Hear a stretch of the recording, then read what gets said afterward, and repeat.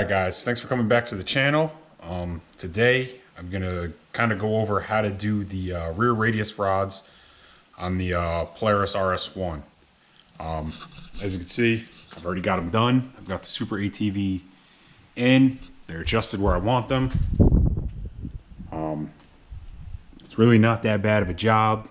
All said and done, it took me, we'll say 45 minutes. The hardest part were these two bolts here getting to the nuts on the backside. So in the video, I'll kind of show you a little trick that I did to get to them.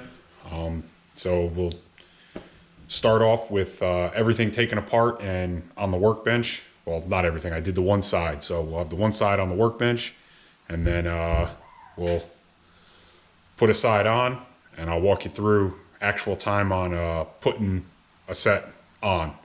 So next time you'll see, everything will be off on the bench.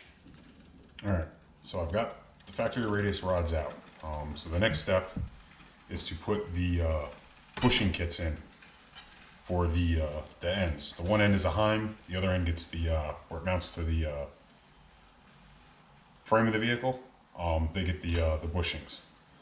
So the Super ATV kit that I went with, they come with both sizes, so if you're unsure, they just send both of them for the bushing kits, and you get the nuts and bolts, and the little backing plate that you'll be replacing.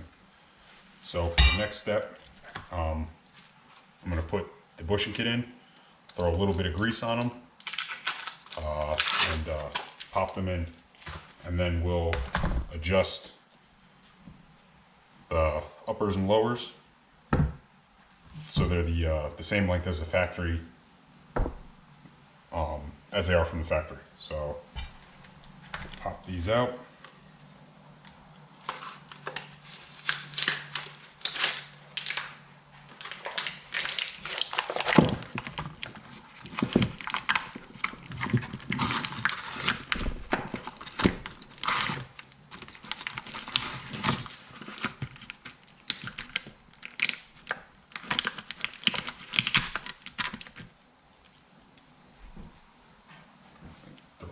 Grease around this little O-ring that's there.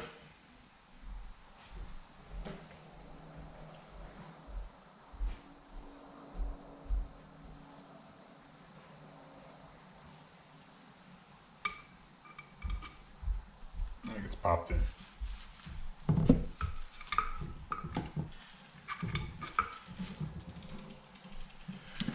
that for both sides. The top ones with the O-rings go on this back side here,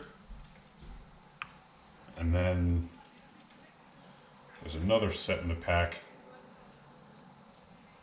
that go in the Heims. It's basically to take up the space for the bolt. It looks like that.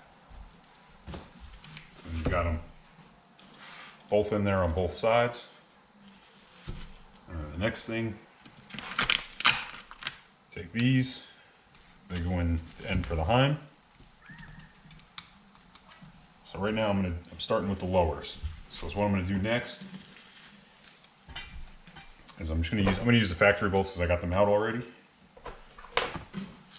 Put it in one end here. Stick it in there. And slide it through.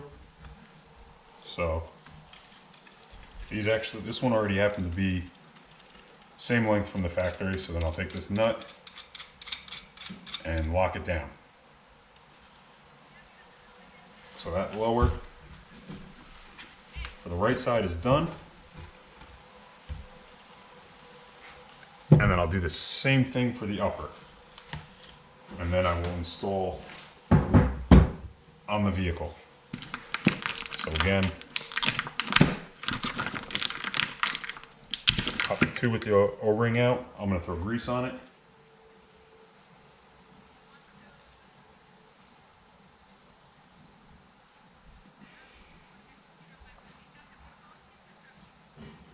It slides right in. Now it doesn't really lock in, so just be careful it doesn't fall out. Try and keep everything clean. You don't want any dirt in there. And they already come with the middles, the middle section already in there. They've got grease in them already. It came like that from Super ATV, and there's actually a C-clip that holds all that in. So if you have to do a repair on these, just don't go trying to beat them out. There's a C-clip in there that holds all that in. And again, don't forget these for the heim joint. Otherwise, you'll have a lot of play. And then I'm going to do the same thing with the upper. Slide the bolt through the end. Slide it in. Slide it through the heim. Now this one I'll have to adjust a little bit. So then I had the locking nuts already broke free. So we'll do 3 turns. I gotta do one more turn. Slide it in, and it all lines up. So now throw this one on the car, and then I'll take the other side apart. I'll set that up on time lapse. It is definitely kind of a pain to get the wrench in for that lower one. So I'll set up a little time lapse to kind of, so people can kind of see, you know, different angles to go in at it. So I'll throw these on and start the time lapse for the left side. All right, so instead of doing a time lapse, it's actually really not that long. I'll just do it actual time. So again, 18 millimeter here, 18 here, and the nuts on the back are 18. There's a nut on the bottom of the knuckle for the lower radius rod. Nut and a bolt there, 18. The 2 caliper bolts are a 15. So what I'm going to do, I'm going to remove the top bolt, break the bottom one free, and when I put it all back together, the top nut I'll flip the bolt on the to the other side, so I won't have to remove the caliper. Say anything happens on the trail, and I got to make a repair on the trail, I can do it without, you know, removing the caliper. So I'll start with the top one. Just stab that in, side there, and 18 on the outside.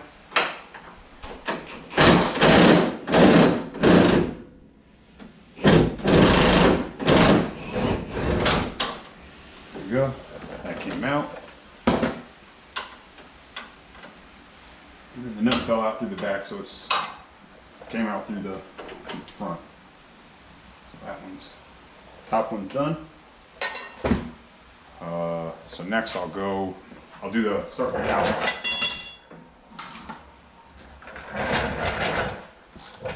So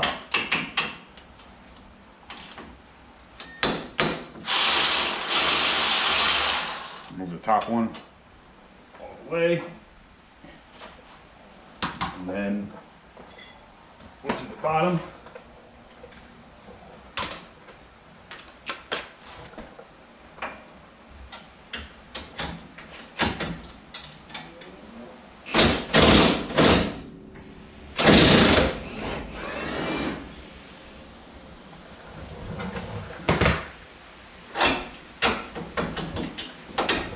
There goes that. For that, there's a washer that goes on the head of the bolt side. So there goes that. It's the bottom one. You have to remove you've got to remove the bottom one here, so then the radius rod falls out of the way. Then you can get to the lower caliper bracket bolt. So, oh, that's real dark. Let me grab a camera or a light. Where did I put that? That's over here.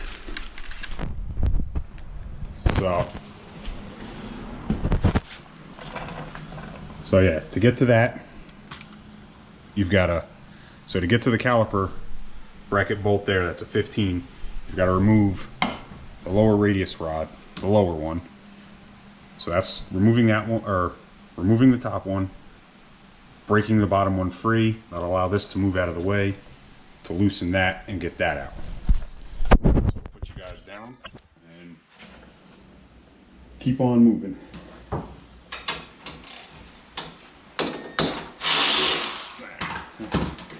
Now, caliper moves just enough out of the way.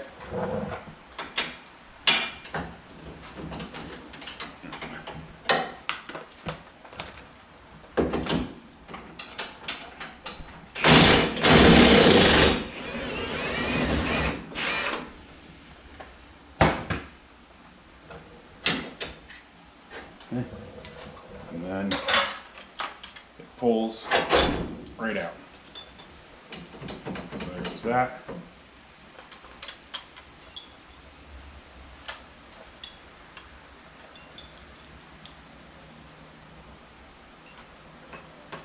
So I've got the knuckle side of the radius rods completely out. Next one to get to is this bottom one, which is the real pain. So this top one, pull that out. There's that. And we'll bring that over the workbench so we can put that the same length. This one, put it in there. Just hit it with the impact gun slowly till the nut, because it'll spin the nut and the bolt. And then go to town. Now just try and be careful because you will. The nut will fall. So is what I did on the other. Oh, it fell. What I did on the other side, I didn't take the nut all the way out. I flipped it over to the box end, and just enough to hook to get the nut on there, and then that popped off. So that's how I did that. And then to put it together, it's just the reverse. So when I go to put the bolt through, I'll put the nut. I'll take the nut. I'll rest it in here as I'm fishing the bolt in the bottom to get that in, and then that's how I'll do that.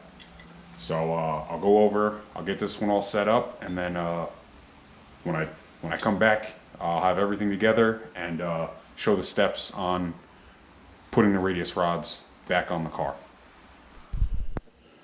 Alright guys, so I'm back. I got the right side all done. Put it all on, everything's still loose. What you're gonna want to do first, put your caliper bracket on. Before putting the lower radius rod in, because you can't get to that bottom bolt. It just makes it 10 times easier. And like I said I was going to do, I flipped the nut around, the bolt around, so now when the bolt comes out, it comes out this way instead of this way, because what it does is it hits this upper pin on the caliper itself. So this side is on. Is what I did. I took the wrench with the nut in it, like this, and I slid it down the back so it sat flush on the back side, but I slid it through here so it sat flush on the back side. So then all I had to do was stick the bolt through and thread it into it, and I held it on with the wrench. So that I found to be the easiest on that side. The right side you have a little less room, so make sure you have a pair of long needle nose, straight, angled, and I would suggest maybe a magnet, because you will drop this nut a few times. I dropped it a couple times on this side putting that on, so we're gonna see if I can fish this in there without dropping it. So wish me luck. So we'll start with the bottom, just because that's the hardest one. I'm gonna take the pieces for the heims out so they don't keep falling out because they're not locked in. So like I said, before I do that actually, the one thing I forgot to mention, Super ATV provides nuts and bolts for both 10 and 12 millimeter radius rods. they switched the size of the bolt. So you'll need a 15mm socket for the bolt, and you can still use the 18 for the nut on the back side. And it is a nylon locking nut. So we'll start with trying to fish the bolt in first. So what I'll do actually, I'm gonna try and wedge, like, I'll take a piece of plastic, wrap it around to make it a tighter fit.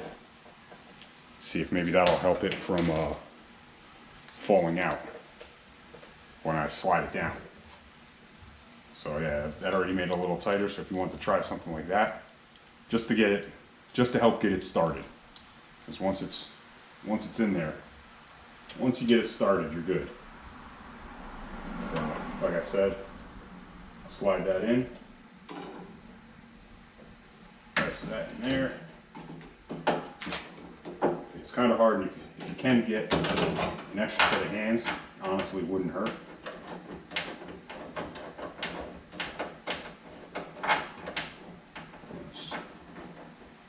Just get it started. There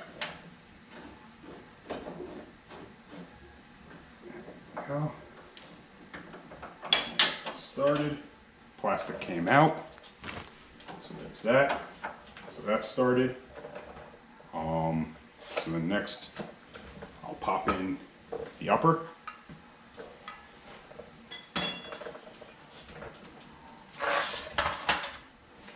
So then again, let's do this to get it started. Again, I'll stick the plastic around the top of it, wedge it in there.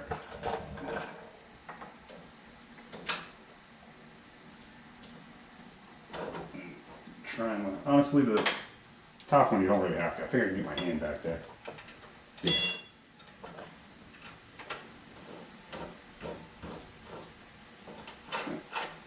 So there goes that.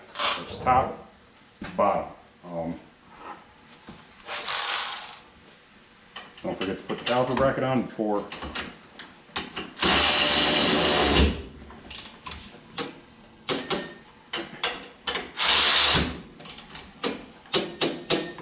tighten everything up. We'll do upper. Oh, that's right, the upper. Feed, before putting this top one in, you have to feed it through the top of the knuckle first, because you have to fish it in between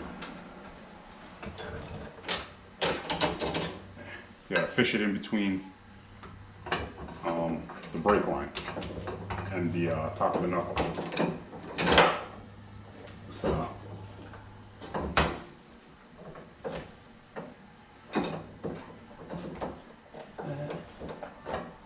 now it doesn't want to line up.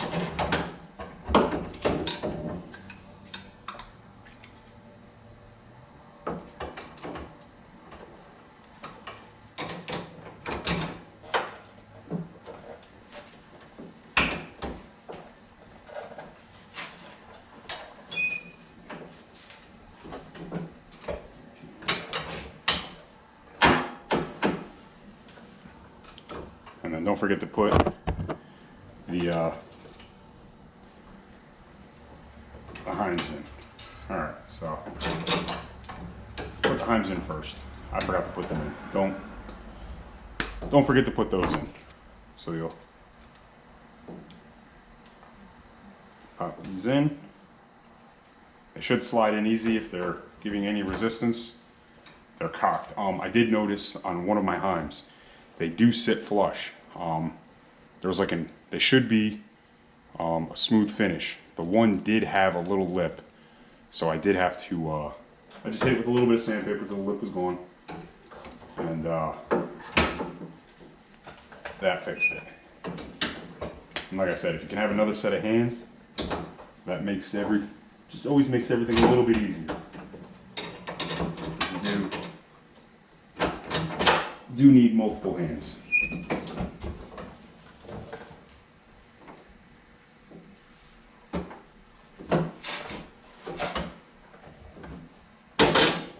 You leave everything loose for that reason, because this, you don't want to tighten this side in and it cocked a little bit and then you can't get the holes in.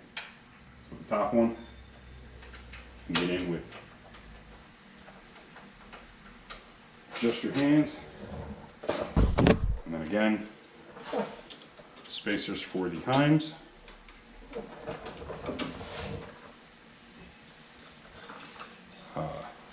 Top and bottom bolt.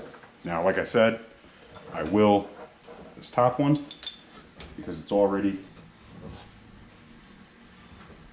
got the brake caliper on. I'll switch the direction of the bolt so it goes in this way, because top of the caliper doesn't allow you to.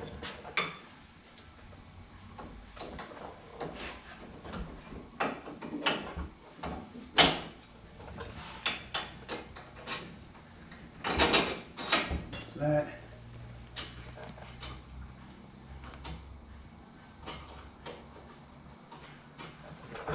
Nut bolt.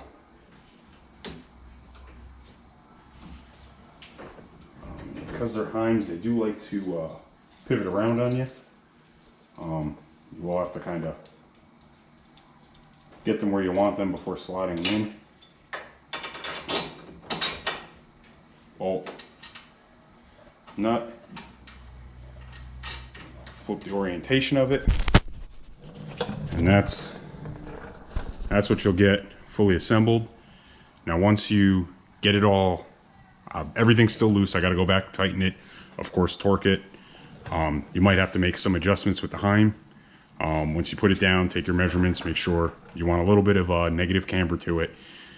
You don't want, I mean, if you want them to have no camber, you can, but I always like to have a little bit of camber. So I'll lower it, I'll measure top of the tire from outside to outside, and then bottom of the tire outside to outside, and I'll want it, you know, I want there to be a little bit of a difference. But that's basically it for the install on the Super ATV low RS radius rods. If you liked the video, like, comment, subscribe, and if you saw anything maybe I could have done different, let me know. I'm always up for some positive criticism. The one reason I did switch, I didn't show, it's the upper, lower. These radius rods are, the factory ones are garbage. They're really soft. So this radius rod was bent. It's bananaed. So yeah, that was the reason for it. The last trip that I did at Lost Trails, I bent the rear radius rod, and then I also bent my front upper A-arm pretty good. So I replaced that. Popped new bushings in there, new ball joint, and she's almost all good. So like I said before, if you like the video, like, comment, subscribe, and let me know if there was something I could have done different. I'm always up for some positive criticism, or, you know, shortcuts or other tips. But thanks for watching, and we'll see you on the next video.